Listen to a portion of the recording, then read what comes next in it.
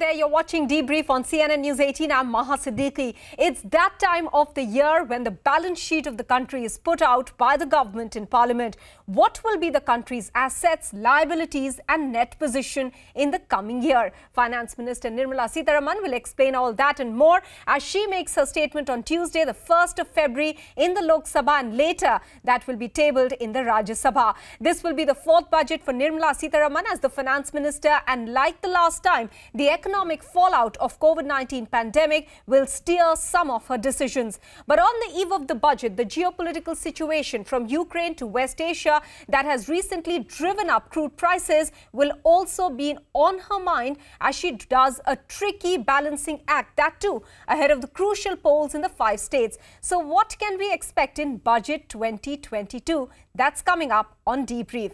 So today we got a glimpse of what to expect tomorrow through the economic survey. In these troubled times, the biggest job before the finance minister will be to instill fiscal confidence in the people and the world in India's growth story despite the pandemic.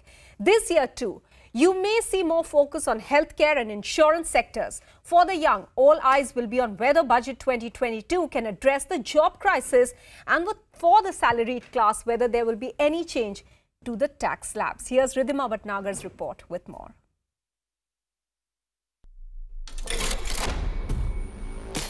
It's the report card of the economy and a precursor to what we can expect in the coming year. Union Budget 2022 will be the 10th budget presented by the Prime Minister Narendra Modi's government and the second in the midst of a pandemic. The challenges for the Finance Minister thus are plenty. The big number to track is the GDP forecast for FY23. The economic survey tabled by the Finance Minister pegged it at 8 to 8.5%, much lesser than the revised projections of the IMF at 9%. Though the report said that all macro indicators indicated that the economy was well placed to face challenges held by a pickup in farm and industrial output growth.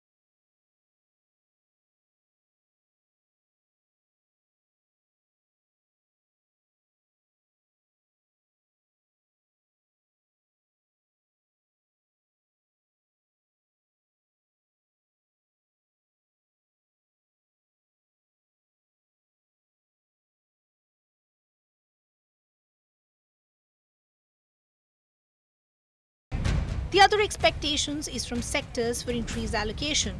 Experts hope that the pillar of healthcare and well-being mentioned in the last budget will continue this time as well. The sector is hoping for an increased allocation and expenditure to at least 3% GDP. There is also a clamour to relook at GST slabs and have one at 5%. On the tax front, though there are slim chances that there will be any big changes done to personal or corporate tax structure, from the common man, there are expectations for a reduction in burden in the backdrop of incomes that have been hit. The government on its part would want more adoption with the new tax regime that was brought in last year but met with muted response. It's a budget for a Naya Bharat, one that could potentially pull India out of the clutches of a pandemic and put it on the path to Atmanirbharta. The hopes of 1 billion people now rest with her. For CNN News 18, this is Ridhima Bhatnagar. One of the major setbacks due to the pandemic has been suffered by the hospitality and travel sector. Curbs on international flights and intermittent lockdown norms have meant that this segment at large has been unable to get back on its feet.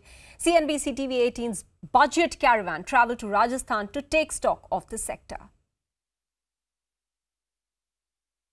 After nearly 1.5 years of weak tourist traffic, the second half of 2021 proved to be a bumper season for the tourism industry here in Rajasthan. The tourist traffic was strong across all hotspots, whether it was Udaipur, Jaisalmer, Jodhpur, Savai Madhopur and beyond. The onset of COVID-19 third wave has had some impact on the tourism industry.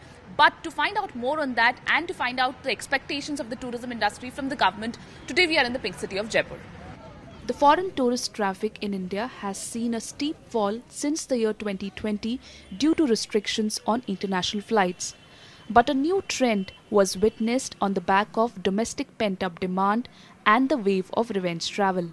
2 साल से कुछ भी एकदम घर पे बैठे रहे हैं और कुछ अर्न नहीं हुआ है, उनके खर्चे वो है, तो हम चाहते हैं कि आप मंथली उनको 5,000-6,000 रुपीस पर मंथ के हिसाब से उनको एक पैकेज दे दिया जाए। जो से लोन है, हमारे काफी लोन है, तो उसका रेट ऑफ इंटरेस्ट कम करा जाए और कुछ प्रधानमंत्री कोष से कुछ विदाउट ब्याज, विदाउट इंटरेस्ट इनको फैसिलिटी दी जाए, जिससे कि ये वापस अपने पांव पे खड़े हो जाएं। जैसे कोविड से पहले लगभग यहाँ पे 3,000 से 5,000 कैब चलती थी।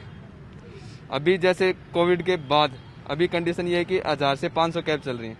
आधी से ज्यादा गाड़ियाँ रिकवरी फाइनेंस वाले उठा ले गए और जो अभी बच रही हैं वो सर्वाइव कर रहे हैं सिर्फ नाम के लिए। Blue pottery, the traditional craft of Jaipur, has seen a loss of nearly 70% of its business over the last 5 years. The dyeing art is among the many Indian handicraft which depended heavily on the tourist traffic. शुरू में इसके GST को 18% में डाला, इसको 18 से फिर निकाल के 12% के अंदर कर दिया, जो कि एक डाइंग आर्ट के ऊपर बहुत अधिक है। नया माल नहीं बन पा रहा है क्यों अभी आगे के कोई सिचुएशन का पता नहीं है। अभी ओमिक्रॉन वगैरह का ही आया है, तो पिछले 15 दिन के अंदर ही इसका काफी कुछ फर्क पड़ा है बिजनेस के ऊपर। Well, the tourism industry is clearly looking for a COVID protocol from the government, which not only helps in the prevention of coronavirus, but also a one which does not put brakes on the business operations by maintaining a positive travel sentiment. With the tourism sector having witnessed the major brunt of the COVID-19 pandemic during the last 2 waves, we'll have to wait and see whether any kind of relief is provided by the government in the upcoming union budget. This is Anu Sharma reporting from Jaipur for CNBC TV 18. Now, on the back of the farmers' protests and ahead of the polls, it will also be important to watch out whether the government will reach out further to this segment and how best it can address their concerns. CNBC TV 18's Shilpa Ranipeta travelled to Nashik, one of the biggest vegetable hubs of the country, to understand what exactly are their expectations.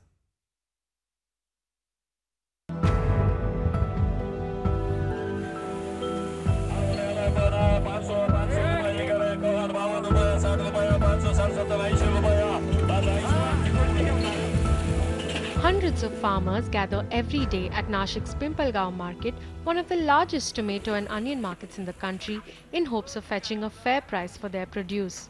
But that's been a distant dream for farmers thanks to the erratic weather causing crop damage, and even when it's been a bumper crop, low demand owing to the pandemic has been forcing them to sell at a massive loss. And now rising fertilizer and fuel costs is making this a tough way to earn a living.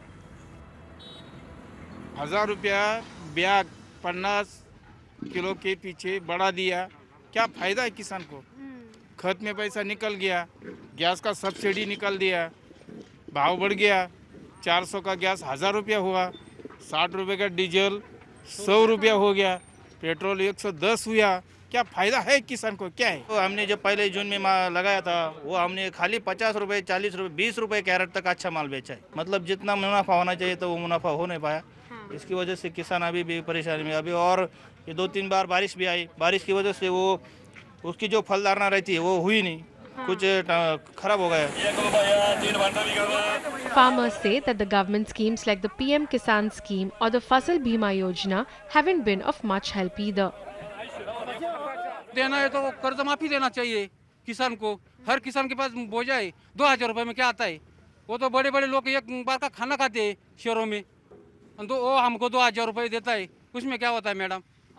उसमें एक 50 kilo को बोरी भी नहीं आती की। लेकिन वो क्या है, सरकार कौन सा भी रहे, कौन सा भी दे, वो क्या पूरा किसान की पूरी मदद नहीं कर सकता। अभी केंद्र सरकार की जो फसल बीमा योजना है, जो शेतकरी अपघात बीमा योजना है, ये सब योजना की तहत सभी किसान को ग्राउंड लेवल पर सभी फायदा होता है, ऐसा नहीं।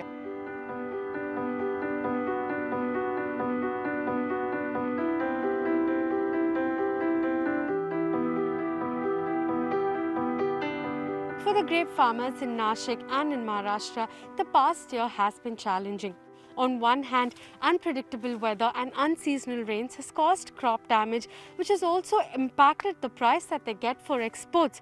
And on the other hand, rising costs of fuel, fertilizer and packaging material is threatening to leave them with nothing this season as well. Global warming से की वजह से इतना प्रॉब्लम हो गया है तो हर साल कुछ ना कुछ अलग से ही क्लाइमेट होता है। कोविड की वजह से तो पहले माल मार्केट में लेने वाला कस्टमर ही बहुत कम था, तो उस टाइम पे हमारा पूरा का पूरा माल तैयार था इधर खेत में। 10 रुपए किलो 7-8 रुपए किलो तक हमको बेचना पड़ा। अच्छा। हाँ, तो उनका ऑलरेडी खर्चा है, उसका 45 रुपए तक का खर्चा है पर केजी का। क्लाइमेट चेंज जो हमेशा होता है, फार्मर को दिक्कत आती है, तो हमने कवर क्रॉप के लिए गवर्नमेंट के पास उनको बोला है कि हमारे फार्मर को कवर क्रॉप होना चाहिए। प्लास्टिक पेपर से अगर कवर करेंगे तो काफ़ी दिक्कतें हल हो सकती है। कृषि मंत्रालय को हमने बोला है, तोमर जी से हम मिले कि 50% हमको अनुदान दिया जाए। The crop insurance scheme also, which has been quite important for them given the unseasonal rains and the unpredictable weather, that too they hope that the process will be a lot simpler so that the farmers are able to get the insurance when they need. Now overall, farmers say that they would like the government to come and talk to farmers and understand their issues at a ground level and then announce or design schemes accordingly. With camera person Bharat Kori in Nashik, Shilpa Rani Peta. Gurgaon Manesar Industrial Belt in Haryana is home to MNCs like PepsiCo, Coca-Cola, Nestle, Samsung and thousands of MSME units. CNBC TV 18's Parikshit Luthra travelled to Manesar to find out what businessmen are hoping for from the budget and their view on making India an alternative to China. Home to some of the biggest FMCG, automobile and electronic companies, the Gurgaon Manesar belt is one of the biggest manufacturing hubs in the country. Employing close to 18 lakh workers across 8,000 industrial units, big and small. The word from MSME units here is that demand recovery and job creation have been strong, but more budgetary support is needed to support core component manufacturing. Pavan Yadav, a first-generation entrepreneur, employs 350 people in this electronics manufacturing unit. He welcomes the PLI schemes, but explains that they are not enough to reduce Chinese imports. देखिए, अगर हम electronics sector की बात करते हैं तो 100% आज भी इम्पोर्ट ही हो रहा है। फॉर एग्जांपल मैं आपको दिखाता हूँ। See, we are making this product as we can say it is assembled product, but if you will find this controller we are assembling in India, but all the components, these smaller components, this microchip, microcontroller, these are again we are importing from China, and few components we are importing from Korea. If you will see this fan brand is American, but we are getting this product again from China. So हमें manufacturing पे focus करना चाहिए कि हम सब कुछ कैसे बना लें। आज हमें कुछ बनाना है तो सब कुछ चाइना पे डिपेंड है। While growth remained strong till November, the onset of the Omicron variant and the revival of state restrictions have shaken sentiments. MM Creations, a textile manufacturing unit supplying to markets in India, US and Europe, is feeling the heat due to these fresh restrictions. A lot of support is needed to give the businessmen the confidence to tide over. It's not a long-term problem, we all know this. But in short term, some hand-holding from the government is definitely required. There is one major pain point for industries in the Manesar and the NCR region. Every year in winter, industries running on diesel and coal are asked to shut down on orders of Pollution Control Board. Even when that ban is lifted, diesel generators are not allowed. According to industries in Manesar, not being able to use a generator during a power cut means losing 5% of production per day. So what can the budget do to address this? Ultimately, this is a long-term problem, and this needs a lot of investment. Investment in the PNG-based generators is expensive equipment. So government should support MSME by giving loans. I am not asking for any free subsidy, just loan, but with a very nominal rate of interest of 2 to 3%. High prices of raw materials such as foam, iron and aluminum are also hurting businesses.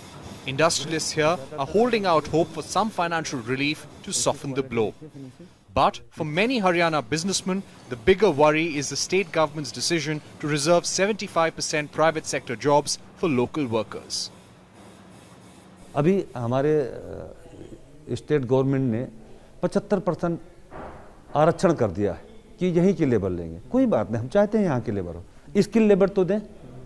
हमें यहाँ train labour नहीं मिलेंगे, हम बाहर की labour रखेंगे नहीं, फिर तो हमें कितना नुकसान होगा आप अंदाजा नहीं लगा सकते। Pretty much every businessman in Manesar feels that decisions like reservation in private jobs contradict the government's message to global investors, who are considering India as an alternative to China. But in the immediate term, they hope for continued financial support to tide over the third wave of COVID-19. Bureau Report, Parikshit Luthra. Can India be an alternative to China? Let's get a global perspective on that. Richard Hield, Executive Chair of UK IBC, that is UK India Business Council, is joining us here on the show. And Alexander Slater, Deputy Managing Director, US IBC, that is US India Business Council, also with us here on the show. Richard, first to you. The UK is looking at sealing a trade deal with India this year. Is manufacturing going to be a big component there? And in that context, what would be the expectations from India's budget 2022? Thank you. Good afternoon or good evening. Yes, the discussions are really starting off very fast. There was an announcement last Friday that the first round is being completed and the second round will start in about a month. Manufacturing is absolutely front and center to discussions, both through the trade deal itself and also through continued progress in ease of doing business. The numbers that your correspondents just mentioned about GDP growth, the growth that we've seen in manufacturing is very much more substantial and strong. And the UK has almost 500 companies operating, manufacturing, building things in India at the moment. So it's absolutely critical that there is stimulus, continued stimulus for manufacturers across various sectors. All right. Alexander, you know, the fragility of supply chain has been exposed during the pandemic. Do countries like US believe that India could be an important cog in the wheel and address critical supply chain issues? How best can India address that issue?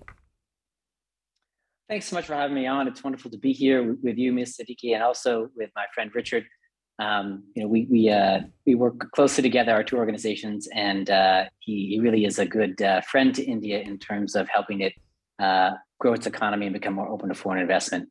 In terms of the question, I think it's unequivocal that the United States sees India as a critical partner in building more trusted and resilient supply chains.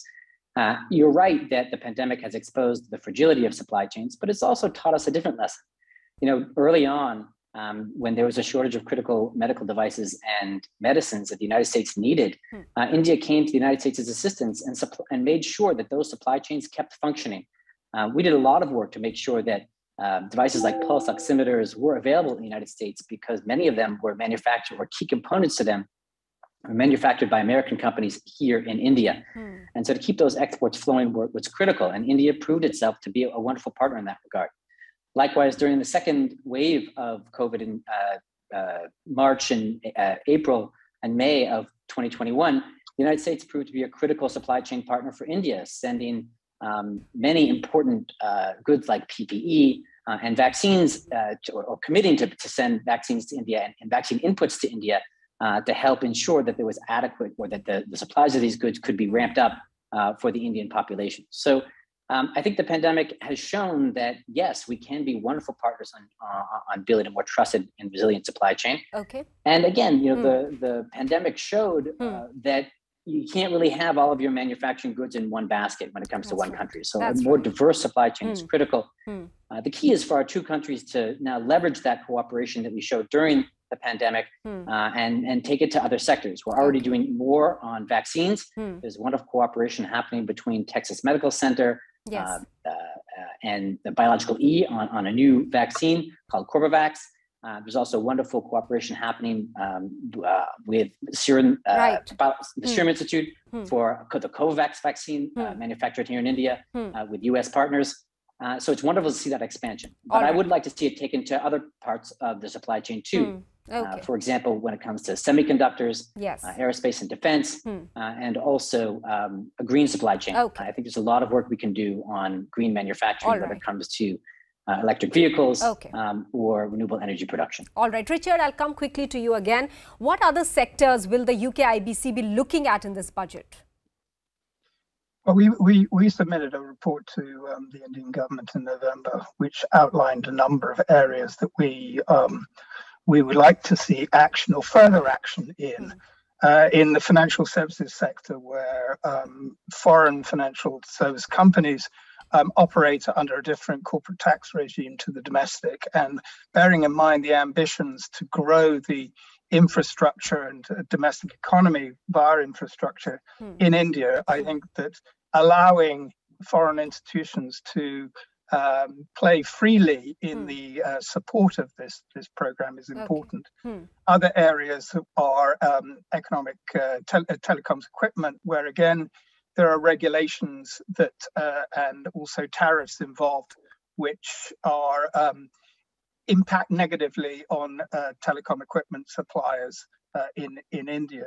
So what we're looking for are a range of reforms which would level up the Indian economy and allow manufacturers to make and build things in relevant areas on a par with their international competitors or counterparts. And as I said, 500 businesses across India in sectors employing 5% of the organized sector in India. We have some real skin in the game, and we'd like to see India surviving, not just surviving, but improving in this current environment. All right. Richard and Alexander, I'll have to thank both of you. We've completely run out of time, but many thanks to the two of you for joining us here and giving us a more global perspective to the Indian budget and the expectations here. That's it then. Hoping for a blockbuster budget from the Finance Minister. Thank you for watching.